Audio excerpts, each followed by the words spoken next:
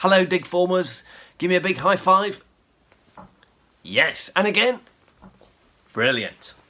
Now we are starting a brand new series today, looking at the life of Abraham, looking at the journey that Abraham went on. Now he had to go on a journey. He went on a journey in terms of going a long way, but he also went on a journey in terms of his faith and his trust in God. So over the next few weeks, we're going to be thinking about Abraham and his journey of faith. So today, I thought I'd start off by thinking about going on a long trip.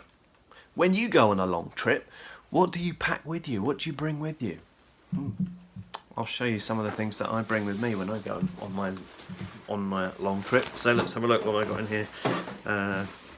Thinking cap. I always take my thinking cap with me when I go on a trip. My ukulele. I love to play the ukulele when I go on long trips. What else have we got in here? We've got headphones. Nice to listen to things. You know, all the essentials. And when you go on long trips, you need to bring the things that are really essential. You know, like toothbrush, pants, Nerf gun. What's that? A tie. A funny. I've got one sock at least, and a purple tie. That's interesting. And what else we got? Oh, some Star Wars pajamas, and of course your cuddly toy. Hang on a minute, he's got something to say. He thinks Digformers is a silly name. Well, what does he know? He's just a stuffed toy. So, when you go on a long trip, what do you pack? But in today's true story from the Bible, we're going to think about Abraham's journey. And as we tell the story, I want you to listen out, not for what Abraham brings with him on his trip. I want you to listen out for what does he leave behind. And secondly, I want you to listen out for what God promises him. Listen to what God promises him too. Now, before we tell the story, we're going to have a quick recap on what we've been thinking about over the last few weeks. So, are you ready to wibble your fingers and make some funny noise? That always helps me when I'm doing a recap. So, ready? 1, 2, 3. Recap. Brilliant. Here we go. Here's the recap. So we saw that in the beginning, God created a perfect world. But we saw that Adam and Eve decided to rebel against God. They listened to the snake and they rebelled against God, and so have to leave that perfect garden because of their sin. And we saw how sin corrupts every bit of what it means for us to be humans, all aspects of our human nature, and that was true for everyone. And we saw it especially in the story of Cain and Abel. Cain was jealous of his brother, and so he murdered him, he killed him. We saw how God was broken-hearted when he saw how sin had corrupted all people everywhere in his world. And we saw that God had to judge the world, and he judged the sin-filled world by sending a flood. But one family was saved. One family, Noah and his family, listened to what God said, built a great big ark, got in 2 of every kind of animal, and God saved them. As time went on, the whole of the human race decided to build a great big tower, a great big city, to make a name for themselves. and an act of pride and rebellion. God again has to judge his people. But he promised not to destroy them all again like he did with a flood. So this time he judges his people by confusing their language and scattering them over all the earth. So God had to judge this world a second time because of their sin and because of their rebellion against him. So when we come to the story of Abraham, it's a new beginning. A new beginning. So let's hear this story from Abraham. And I want you to listen out again. Remember, what did he have to leave behind? And what did God promise to him? So listen out for those two things as we read the story together. So here we are. Got my Bible open. And I'm going to read in Genesis chapter 12. The first few verses. The Lord said to Abraham, "Leave your country, your relatives, and your father's family. Go to the land I will show you. And I will make you a great nation. I will bless you. I will make you famous, and you will be a blessing to others. I will bless those who bless you. I will place a curse on those who harm you. And all the people on earth will be blessed through you." Wow.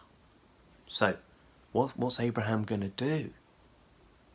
God's told him to leave, made these amazing promises. Verse 4, so Abraham left Haran as the Lord had told him, and Lot went with him. At this time, Abraham was 75 years old.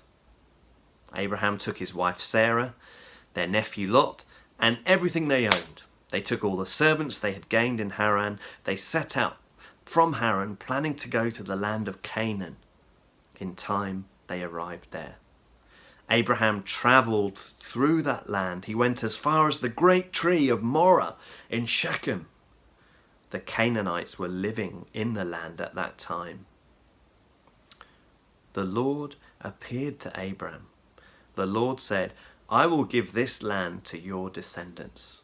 So Abraham built an altar there to the Lord, who had appeared to him. Then Abraham travelled from Shechem to the mountains east of Bethel, and he set up his tent there. Bethel was to the west, Ai was to the east. There Abraham built another altar to the Lord and worshipped him. After this, he travelled on towards southern Canaan. I want to think about promises for a minute.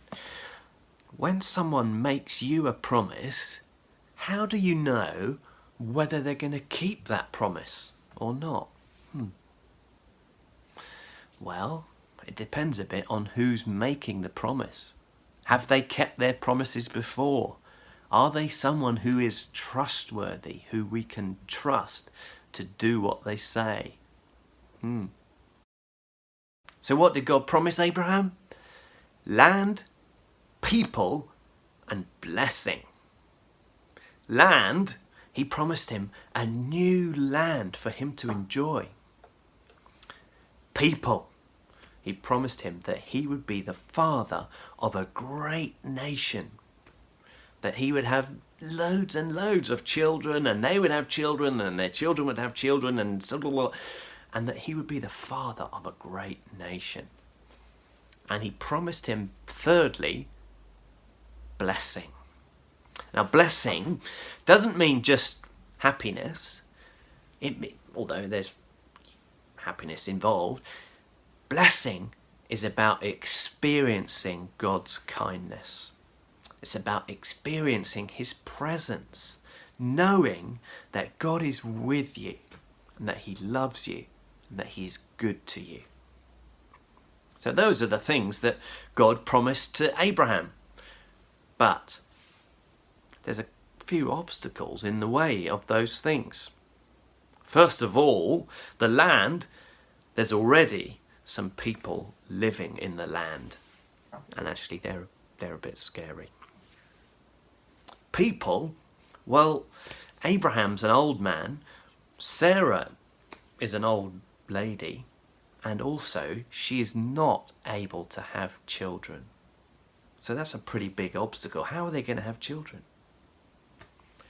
And blessing, well, we just saw in the recap where we left off. God has judged the world again because of their rebellion against him. So there's some pretty big obstacles in the way. How is Abraham going to respond to those promises? How did he respond? What did he do? Well, he trusted that God would keep his promises, even though he couldn't see how that might happen. He started on the journey, didn't he? He did what God says. That's what faith in God looks like. It's about us trusting that God is going to keep his promises. So because we trust that, we do what he says. Abraham's faith was based on what he believed in God, but he showed that faith by obeying God and by doing what he said. This story also shows us how gracious and kind God is. He starts all over again with his people, even though they'd rebelled against him yet again at the Tower of Babel and he'd had to judge them. God gives them another start. I've put some questions together on a worksheet for you, and there's also some craft activities for you to do as well. You can make your own walking Abraham, who can enjoy doing that. And let's remember from this story that we can trust God to keep his promises because he always keeps his promises. See you next time. Bye.